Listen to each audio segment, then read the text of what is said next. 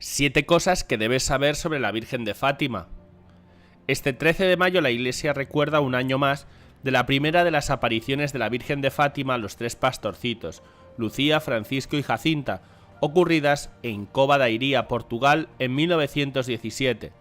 Por ello, aquí presentamos 7 cosas que todo católico debe saber sobre estas apariciones. Primero, la Virgen se apareció 6 veces en Fátima. Aunque se suele hablar de la aparición de la Virgen de Fátima, en realidad fueron 6 las veces en que María se apareció a los 3 pastorcitos en 1917.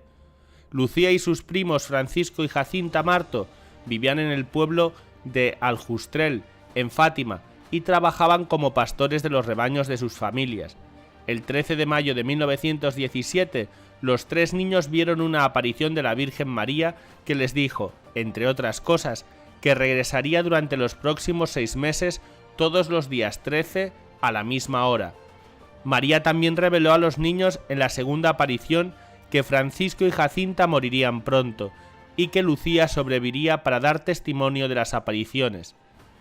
En la tercera aparición de la Virgen, el 13 de julio, a Lucía se le revela el secreto de Fátima.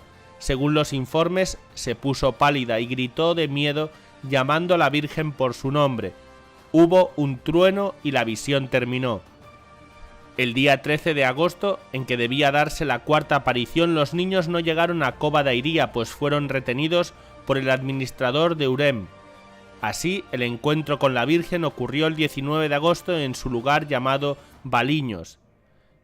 Los niños volvieron a ver a la Virgen el 13 de septiembre en Cova da Iria.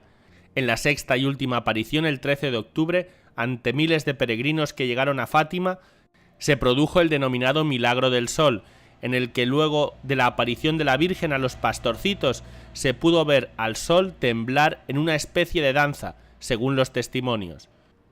2. Francisco y Jacinta murieron pronto y Lucía se hizo religiosa. Una pandemia de gripe española barrió Europa en 1918 y mató a cerca de 20 millones de personas. Francisco y Jacinta contrajeron la enfermedad ese año y fallecieron en 1919 y 1920, respectivamente. Por su parte, Lucía entró en el convento de las Hermanas Doroteas. El 13 de junio de 1929, en la capilla del convento de Tuy, en España, Lucía tuvo otra experiencia mística, en la que vio a la Santísima Trinidad y a la Virgen María. Esta última le dijo: «Ha llegado el momento en que Dios le pide al Santo Padre, en unión con todos los obispos del mundo, hacer la consagración de Rusia a mi Inmaculado Corazón, prometiendo salvarla por este medio». El 13 de octubre de 1930 el obispo de Leiria, ahora Leiria Fátima, proclamó las apariciones de Fátima como auténticas. 3. Sor Lucía escribió el secreto de Fátima 18 años después de las apariciones. Entre 1935 y 1941, bajo las órdenes de sus superiores, Sor Lucía escribió 4 memorias de los acontecimientos de Fátima.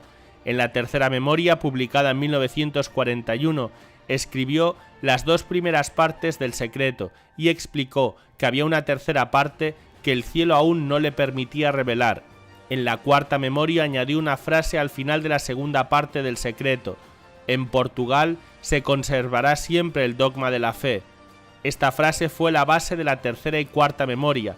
El mundo puso atención en el secreto de Fátima y las 3 partes del mensaje, incluyendo la petición de la Virgen para que Rusia se consagre a su Inmaculado Corazón a través del Papa y los obispos del mundo. El 31 de octubre de 1942, Pío XII consagró no solo Rusia, sino a todo el mundo al Inmaculado Corazón de María. Lo que faltó, sin embargo, fue la participación de los obispos del mundo.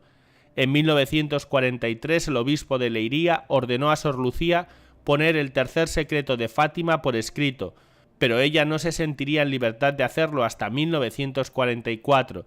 El texto fue guardado en un sobre lacrado en el que Sor Lucía escribió que no debía abrirse hasta 1960.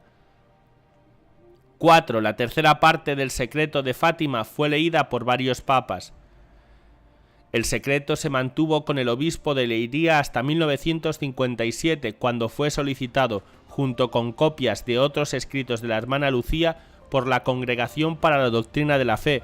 Según el cardenal Tarsicio Bertone, el secreto fue leído por Juan XXIII y Pablo VI. Juan Pablo II, por su parte, pidió el sobre que contiene la tercera parte del secreto, tras el intento de asesinato que sufrió el 13 de mayo de 1981. Después de leer el secreto, el Santo Padre se dio cuenta de la conexión entre el intento de asesinato y Fátima. Fue la mano de una madre que guió la trayectoria de la bala, detalló. San Juan Pablo II decidió que se hiciera público en el año 2000. 5. Las claves del secreto: arrepentimiento y conversión. El entonces cardenal Joseph Ratzinger, hoy Benedicto XVI, prefecto de la Congregación para la Doctrina de la Fe, señaló que la clave de la aparición de Fátima es su llamado al arrepentimiento y a la conversión. Las tres partes del secreto sirven para motivar al individuo al arrepentimiento y lo hacen de una manera contundente. 6. La primera parte del secreto es una visión del infierno. La primera parte del secreto, la visión del infierno, es para muchos la más importante, porque revela a las personas lo que les espera después de la muerte si no se arrepienten de sus pecados y no se convierten. 7. La segunda parte del secreto es sobre la devoción al Inmaculado Corazón.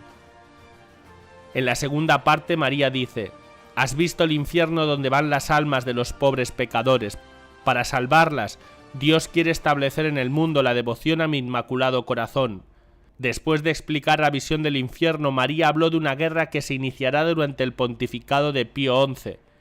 Esta fue la Segunda Guerra Mundial, ocasionada, según las consideraciones de Sor Lucía, por la anexión de Austria a Alemania durante el pontificado de Pío XI.